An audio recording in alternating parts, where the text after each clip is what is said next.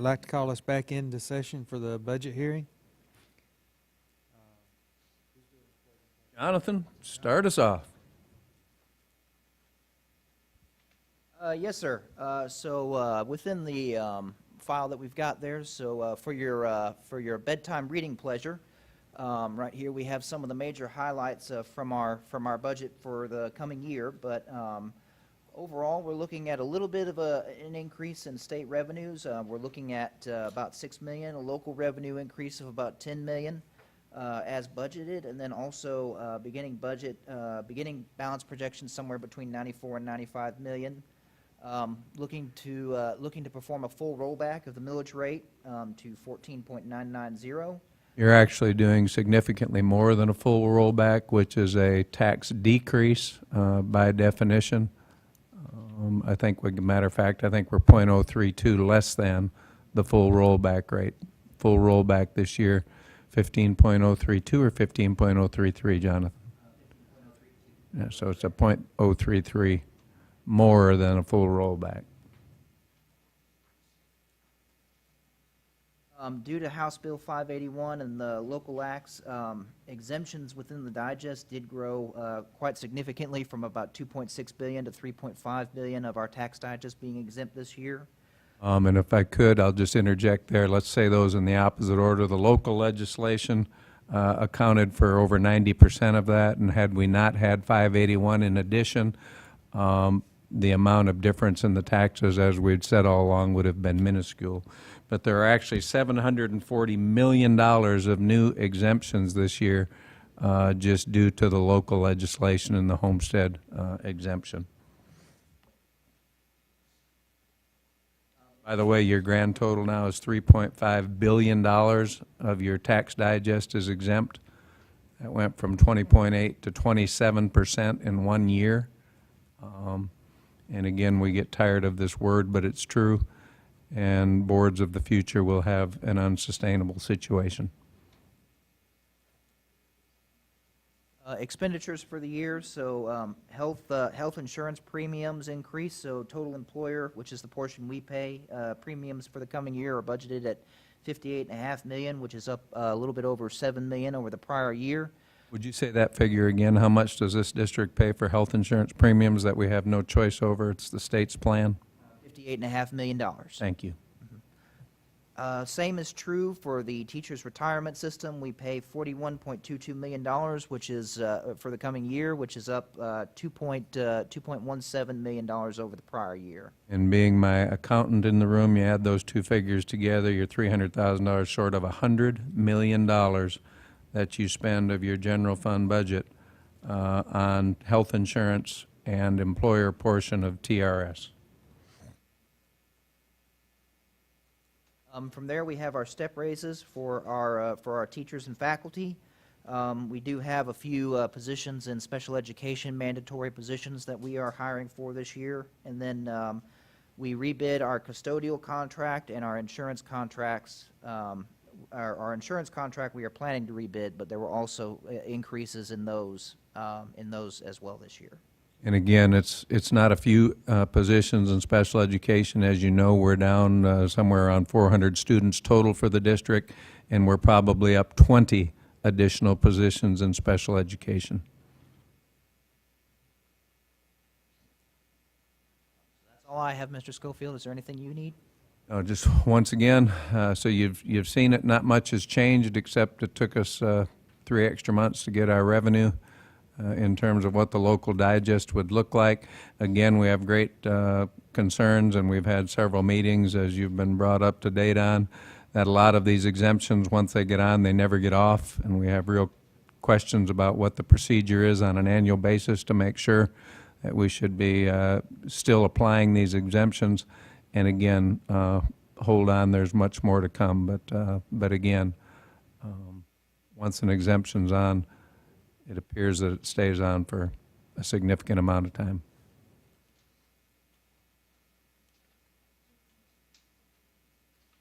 Mr. Chairman, that's all we have. Not many surprises. We've known everything except the local revenue piece for 4 or 5 months, and not much has changed. I would say that, again, I appreciate you putting some money into open records. We have are having, no pun intended, record numbers of open records requests.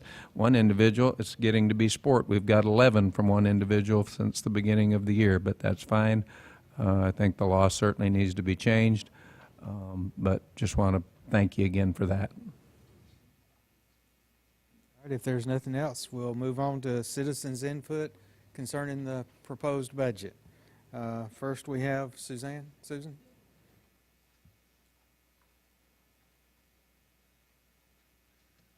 Wow, who was up here before? Good evening, everybody. Okay, so I've been looking through the budget, different things, and of course I've spoken to several things over the last year.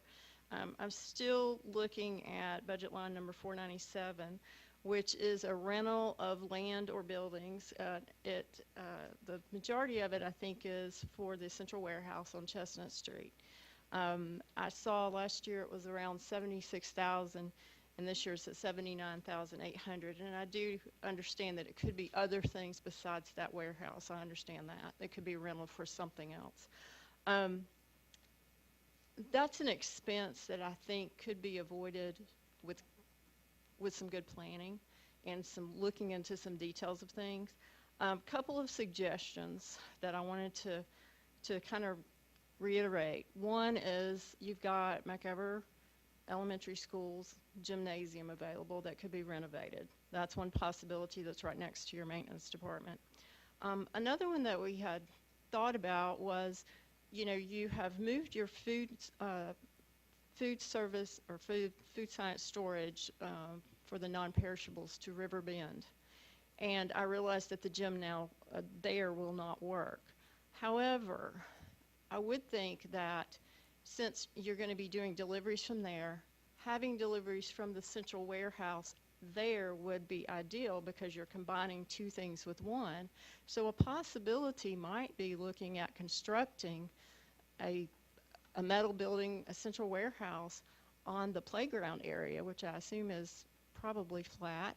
I've not been out there to inspect it, but that would give you, yes, you would have to spend a little money on it, but then you're going to be saving over $75,000 a year once it's paid off. So, and you're also not going to be driving both from Riverbend and from the central warehouse that's over on Chestnut Street.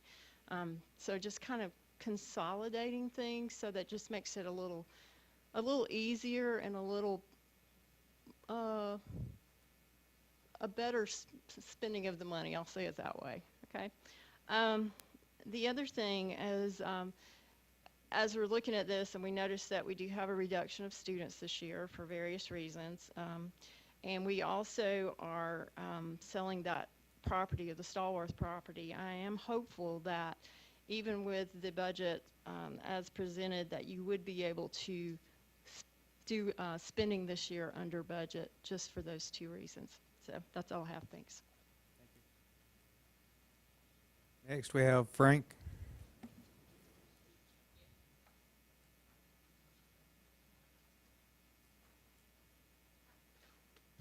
Hello. First, I have to ask, are we still borrowing? Are you still borrowing $6 million from the reserve fund? Is that still going on? Okay. So then I don't have to change anything. In 2022 to 2023, you burned $3.6 million to provide electricity for Hall County schools. For the 2025-2026 school budget, you're borrowing $6 million from the reserve fund.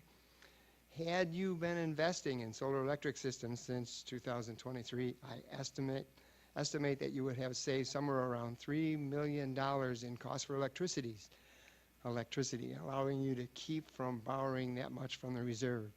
And I was happy. My quote of the month for Will, until the meeting 2 weeks from now, is every little bit helps.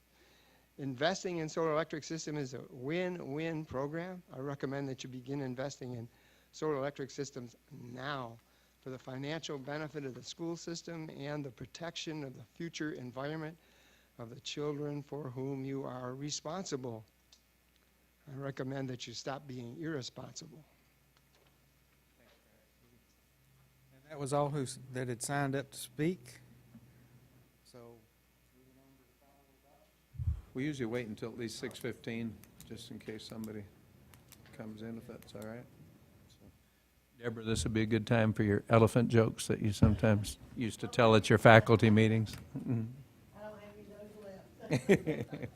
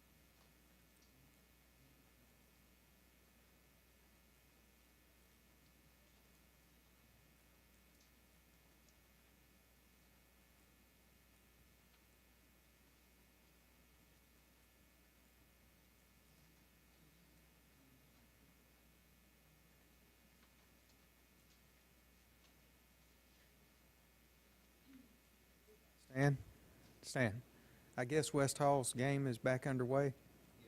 Do you have any idea what the score is at this point? We have set a record for the longest intermission in the history of a Hall County football game. It's now going on 3 days. No, they're playing the Johnson game right now. Okay, somebody told me it didn't end till about 1. They got done after 1 in the morning. 1:15, I think. And what a game, 51-49. Wow. 3 seconds, Hail Mary. Oof. Yeah, Chestatee was after 1 o'clock, and North Hall got back after 2. And they did a real good job making sure those kids were in a spot so they could drive that late and got them home okay. And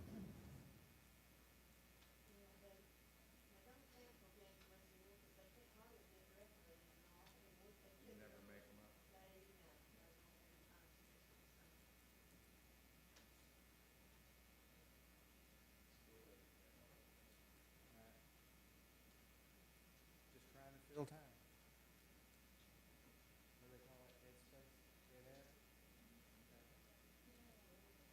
Everyone did.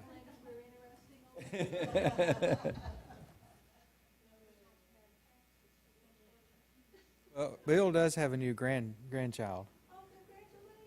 brand new, yep, Thursday, right? Thursday. Yep. Great granddaughter. No. He's sitting here looking at pictures now.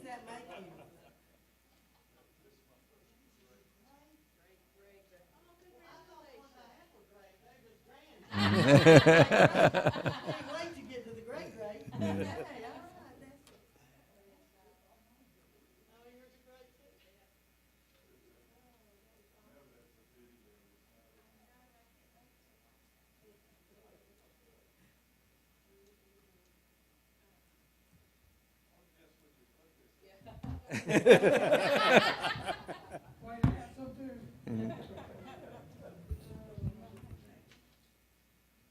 According to the Sun, Moon, and Stars, it's 6:15. I'd like to recommend that the FY26 budget be approved as presented. Have a motion? Second. All in favor? And like to recommend that the millage rate be set this year at 14.99, which is a .033 less than the full rollback rate. And again, so we can get that budget resolution and we can get it over to the county. Have a motion? Second. All in favor? And we've already done the executive session, so motion to adjourn? Second. Oh, the debt service millage. Thank you, Jonathan. And again, the 1.0 of the debt service millage rate, like to recommend that that be approved as presented. Have a motion? Second. All in favor? Thank you, Jonathan. Now motion to adjourn. All in favor? I thought you had logins or something on there that wanted to speak. Oh.